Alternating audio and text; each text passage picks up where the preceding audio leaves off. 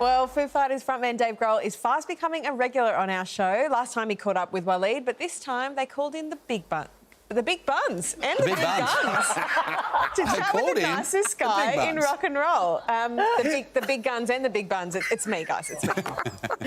Let me put my phone on mute. I don't want that blowing up. Busy day, busy day. It's been 26 years of busy days for Dave Grohl and the Foo Fighters, culminating in 12 Grammys, over 30 million records sold, and now album number 10.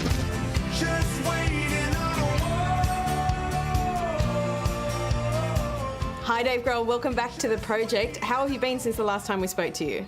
Been okay. I just kind of take it one day at a time. The album is finally out. It's out like a year after it was meant to be. What does that feel like? It's a huge relief. Usually when we make a record, you immediately hit the road. You just start circling the planet, sharing it with everyone. We finished the record last February with like this world domination itinerary. Like, we were so ready to go. And then everything stopped.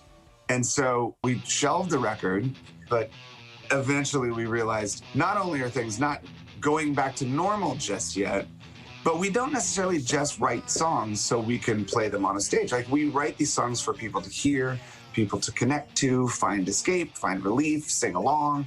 And it seemed like the perfect time to do it. Like, okay, let's get it out right now.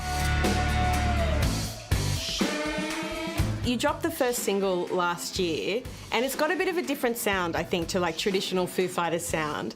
Do you think the whole album is like that kind of new flavour? You know, I think that there's some songs that are like pretty recognizable as the Foo Fighters, and then there's some where we went in a direction that we've never been before and people might be surprised. That was the intention. And there's songs that like you almost could dance to. And that's not something that we ever really approached. But a song like Shame, Shame, everybody was really surprised that it was us. We were surprised that it was us. The film clip for Shame, Shame was based on a dream Dave had when he was a teenager.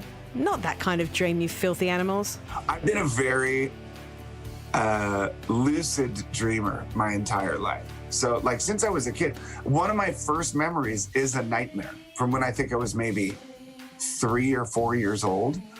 But that video in particular, that was my dream. To see it now on YouTube, I'm just like, oh my God. Shame. Dave's 14-year-old daughter Violet has inherited her dad's musical genetics, and she's getting started early. When we were making the record, I picked her up from school one day and she sat down on the couch doing her homework behind me as I was recording, and the producer said, "Hey, Vi, do you want to sing a part?" And she was like, "Sure." So she goes up and she does one take and it's perfect. And then, a couple days later, the producer says, "Hey, Vi, do this on this part of the song." So she starts singing on the record, which I didn't think was anything official until my accountant called and said, "What do you want me to do with this check for Violet?" I'm like, "What check?" She goes, "Well, she sang on the record, so she's getting paid." I'm like, "You're kidding me." She said, "No." And I was like, "How much is the check?" She told me how much the check was. I was like, "That's going in my bank account because I'm not giving a 14-year-old that much money. She can have it when she's 18, but send it to me."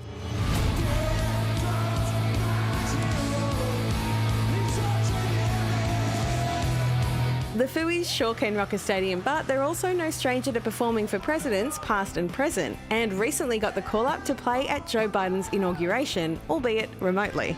We were asked to perform for the inauguration. I was very honored to be involved. It was great.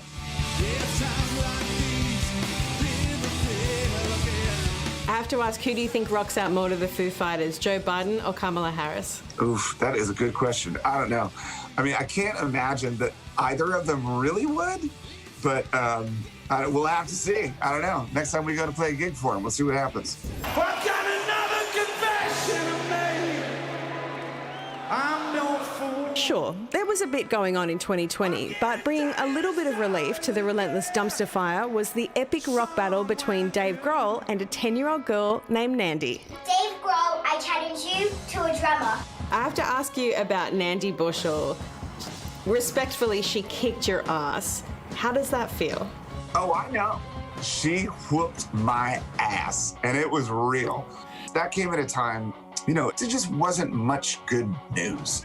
Then I get called out by a 10-year-old drummer from England. Hi, Andy. Hello, Mr. Gross. Amazing to meet you. Millions and millions of people watched this. It brought them like happiness. And that really did inspire me to put out the Foo Fighters record. That was a big moment where I thought, okay, wait, if this is bringing people joy, let's give them this. Maybe this will do the same thing. Dave Grohl, that's amazing. Thank you so much for your time. Thank you for the album, and have so much fun with just getting it out there into the world finally.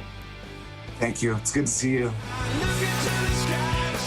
I'm not crying, you're crying. The Foo Fighters' new album, Medicine at Midnight, is out now. Go check it out. That was a brilliant interview, Big Buns. Well done. Thank you very much. That's all we have time for. The Amazing Race Australia's up next. Stay safe. Have a great night.